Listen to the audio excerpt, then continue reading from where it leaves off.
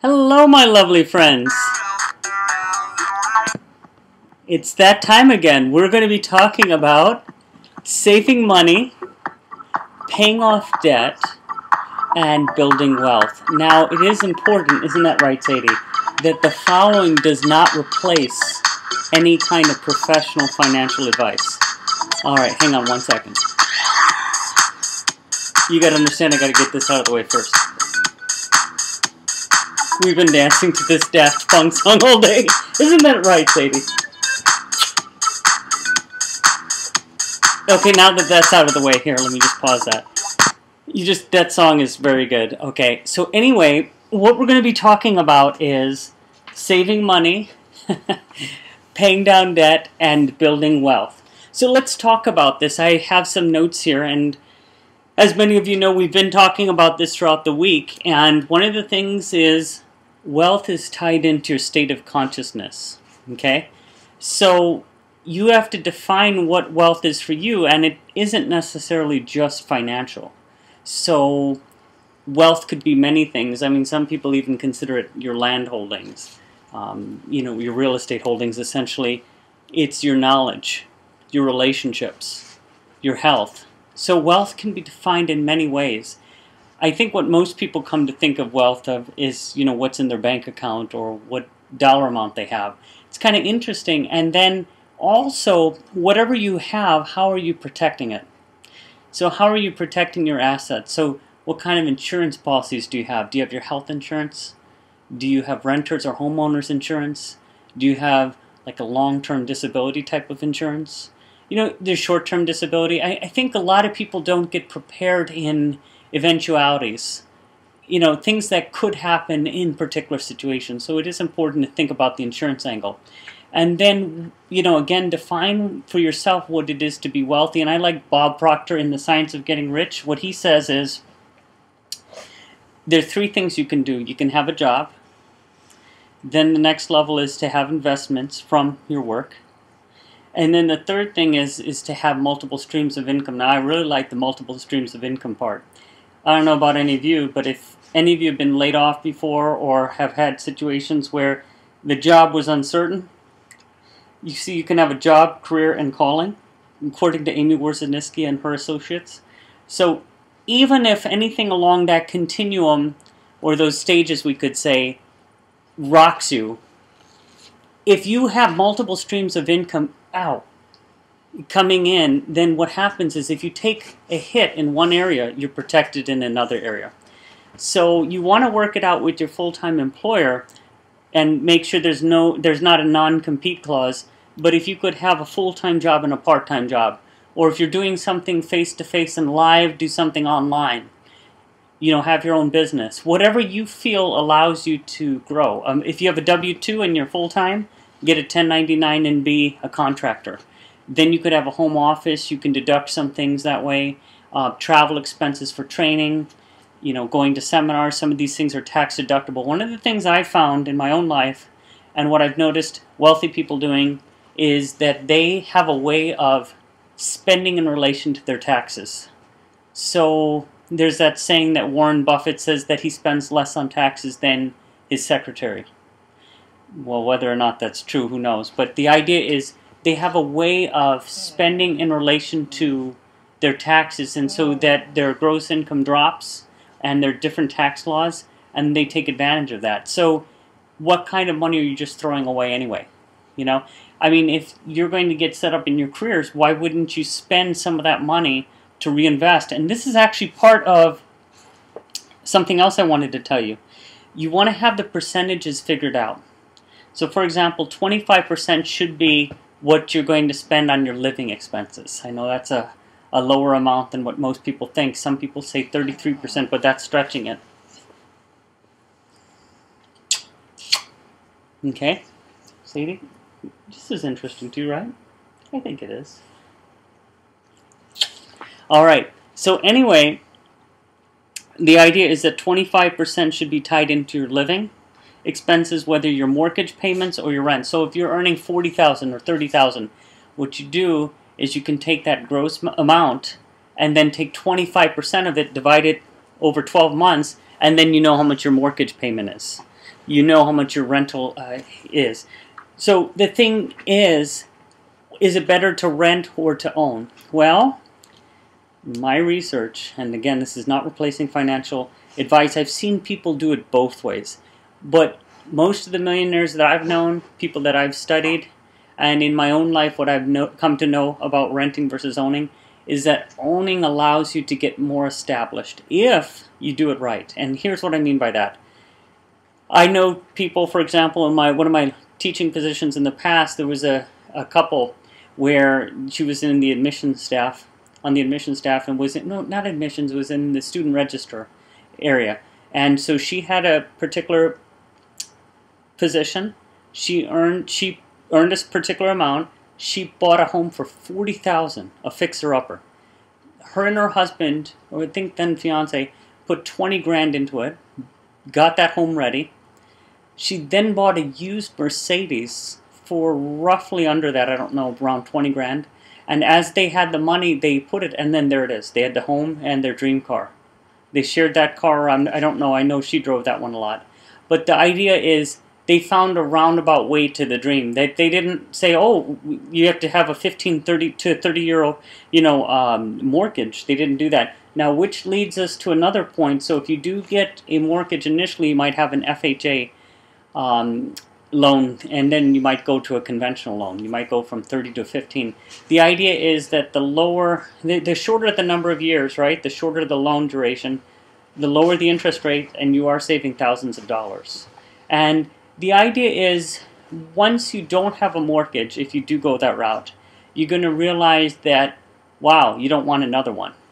Some people disagree with this, and that's where you have to, a lot of financial advisors will ask you, what's your psychological comfort? Are you comfortable with risk or not?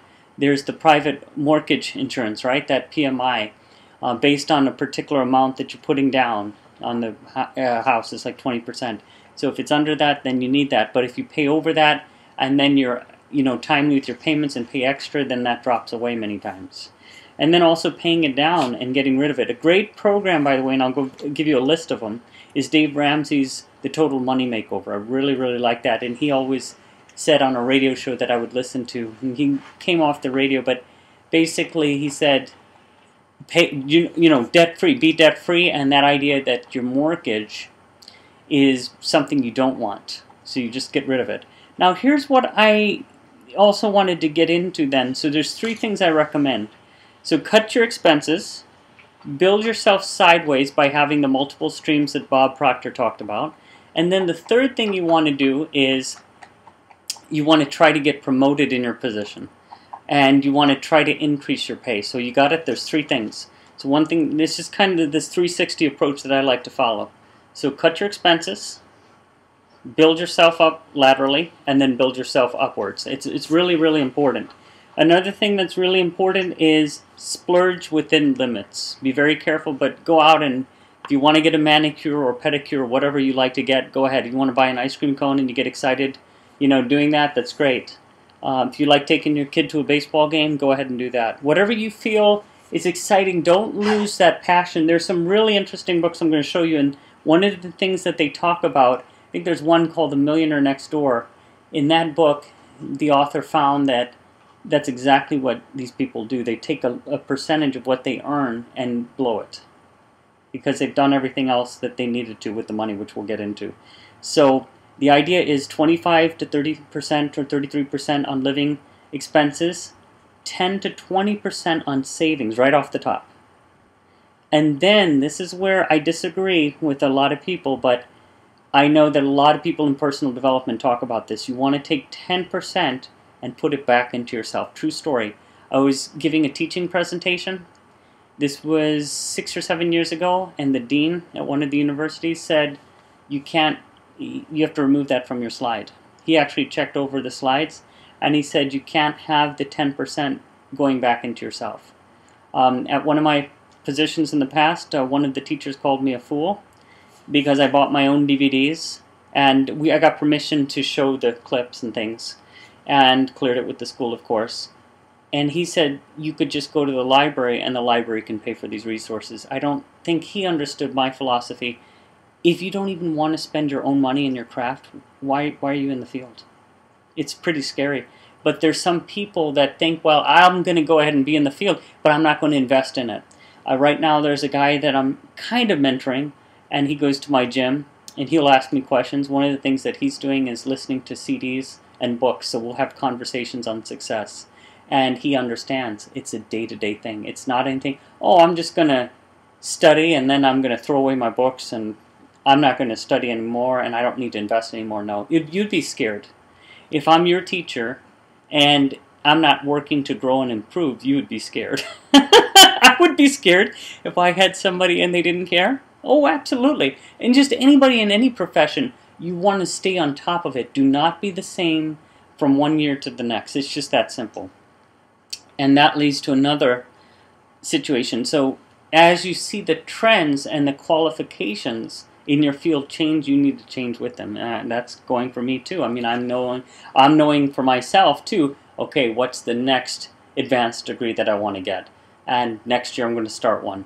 So there's another degree that I want to earn, and that will help to enrich me and help me to be more valuable to you. So it's that kind of thinking where what gets you to a certain level in your field gets you to that level, but it's not going to stay that way forever. And they say every 5 to 7 years the information changes in your field. And it takes 7 to 10 years to be an expert in your field. So look at that. By the time you become an expert, you got to study more. And then anyway, another thing is model the top folks in your field, those experts. Go to conferences, network with them on LinkedIn or however you want to do it. Go to salary.com, findyourspot.com, and study career trends for your field in different geographical areas. This is actually a very interesting thing. A lot of people talk about, well, if I live in San Francisco or I live in Little Rock, you know, there are going to be differences. If you earn $40,000 in one city, it's not the same as earning $40,000 in another city. Now, that being said, this is what's interesting. Here's what the research has said. If you come from a high cost of living city and you go to a lower cost, you'll look at everything as cheap. Because regardless of what you earn, if you at least earn the same and you're going to a cheaper city, what you think is a cheaper city, and what the research shows is a lower cost of living city, then if you see that that's the way it is, you're going to feel like you're coming out ahead because you're used to the higher expense city. Now, what's interesting is the opposite is also true. If you go from a city like Little Rock, you go to New York City, you're going to feel, wow, it's expensive here because you're used to the way things are cheaper. Now, this is also what research has shown, the happiness level in money. Let's quickly talk about that in saving. The research shows it was 40 some years ago. Now we can say it's about 55 with inflation. A family of four, about $55,000, they're supposedly happy, and $60,000 some would say. So right at that number.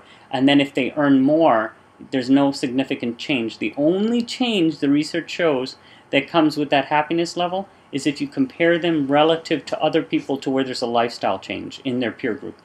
So in other words, if they're doing well relative to their peers and they see that, research shows, and don't ask me why, that they're happier because they perceive themselves against those people. Not that they feel they're better than, but they feel that, okay, in comparison to them, I'm doing well.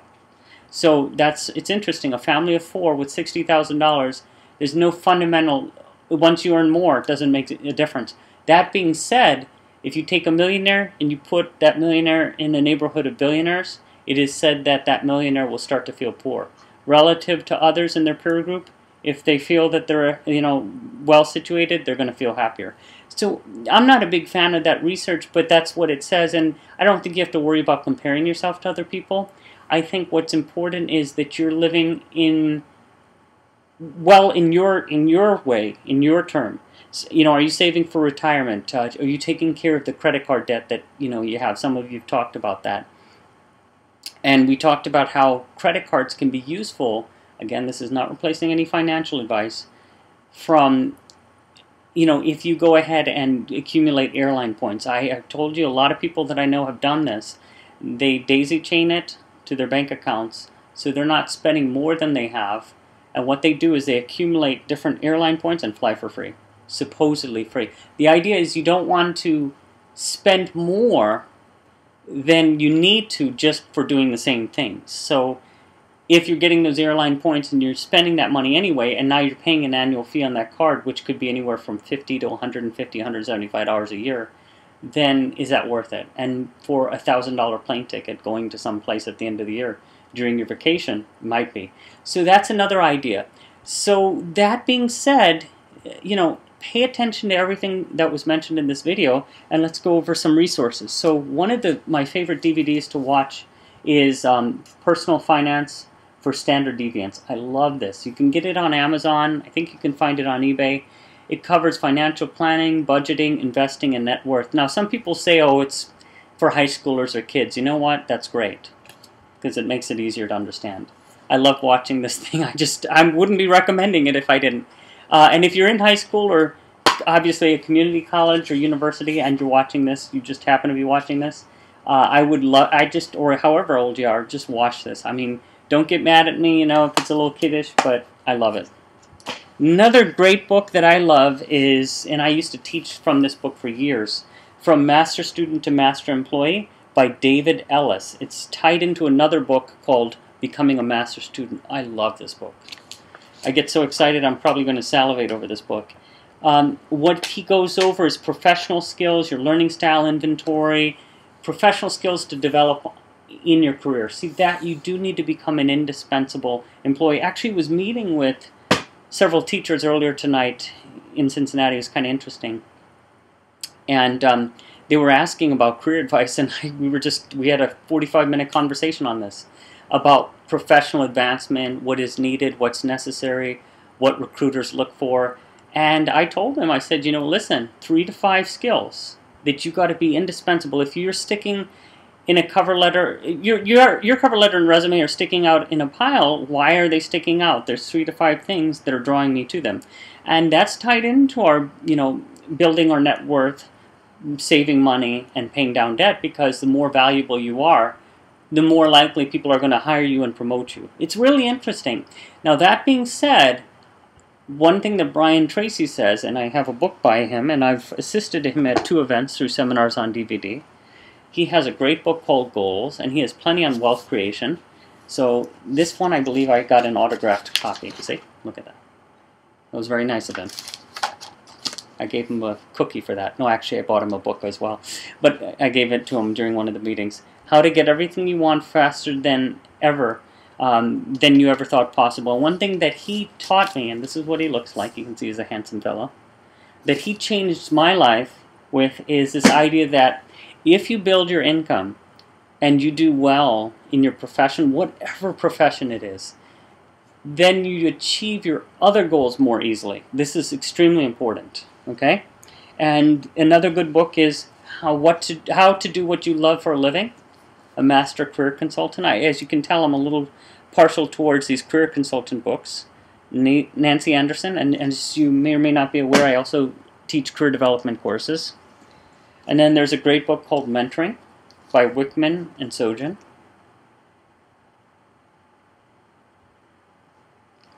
It's important to have a mentor. And then 2 good books right here, and then one that I don't have right in front of me, but I wanted to share. That one that I wanted to share that I don't have in front of me is called Personal Finance for Dummies. Love it, by Tyson, Tyson, Eric Tyson. Excellent book. And you can actually double check information against that book. When your financial advisor sits down with you, you can go ahead and look at that book. That book is awesome. Rick Brinkman also has a lot of, I believe it's Brickman, has a lot of books. And then there's a book called Rich Like Them by Ryan DiAugustino. And what he did was he interviewed some of the wealthiest people in the nation. He walked into different neighborhoods and he just asked them, what do you do? How did you get to, build your wealth? And then a great book, of course, everyone talks about is The Secret and Wealth Attraction. The thing is, people make demands on how money needs to show up or what they need to do, and your state of consciousness allows you to earn whatever you're earning at a particular amount at a time, or a particular level. For example, Bob Proctor also talks about this. He says that if somebody's earning $50,000, they're earning $50,000 because they know how to earn $50,000. If they were earning more, they would have known how to have made more. So I think that's kind of true, that, you can earn more based on your level of awareness and what's possible. How easily is money flowing? And I think chasing money for its own sake, I've heard a lot of people say, oh, well, I'm going to do this profession for the money. Well, if that's the case, you could be a nurse anesthetist. And now don't quote me on this, and this is not to say anything about nurse anesthetists, but there was a national statistic for 173,000 is what they start at. 173,000 is where they start. And they said that, this article said that they make more than general practitioners who, I think they said, come in at 160 to 169. And it's kind of interesting. And if you wanted to be a nurse anesthetist and you dreamed about that, that's great. And then you can be financially remunerated for it. But why would you want to become that just to make the money to do what? I mean, if that's not what you like. And yet I've run into people that want to do that. I've had students in the past. I had one student that wanted to be a DJ, but she went into nursing instead. And it was interesting because where I was teaching, this was years ago, she mentioned she wanted to be a DJ in class, and then somebody walking by, one of the other teachers who ran a media company, had a contact. Just as she said that, he said, "Oh, my friend is looking for a morning DJ host." Right at that time, wow.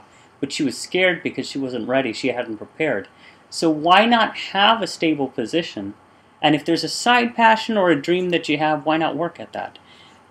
It is nice to, and some of you have also talked about this, about the financial stress that's lifted by not having to worry about money and you have your bills paid. It's nice to have those predictable expenses, which gets us to the final point, the idea of keeping your expenses constant through the year as your income is changing, as you're offsetting for inflation, as you're investing.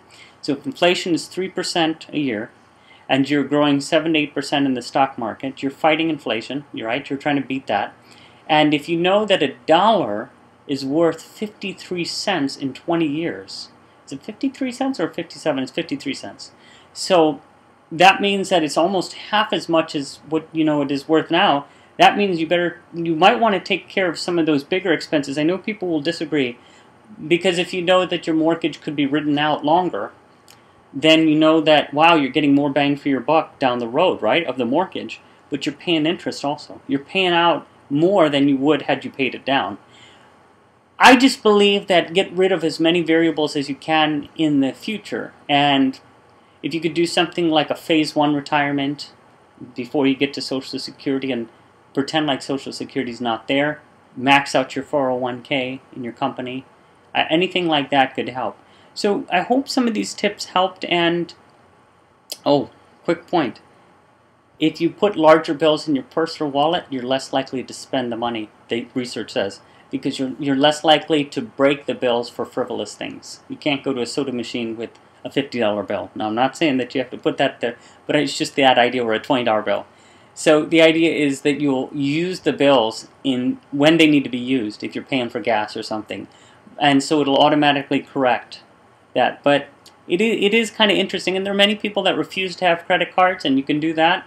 You can also buy a house. You can talk to your mortgage broker or anyone like that if they want to check out your rental history for the past 2 years. They can try to talk to you about that. Might result in a loan, getting approved with maybe a higher interest rate than otherwise, depending on your credit. And some of you have also talked about how you want to limit the number of inquiries so that it's reduced, right? You don't want to have your credit score getting knocked down. And it's important to keep all these things in mind. So I hope those points were helpful, those resources were helpful, and I'm anxious to hear your thoughts. Thanks so much, and have a great night. I'm proud of all of you.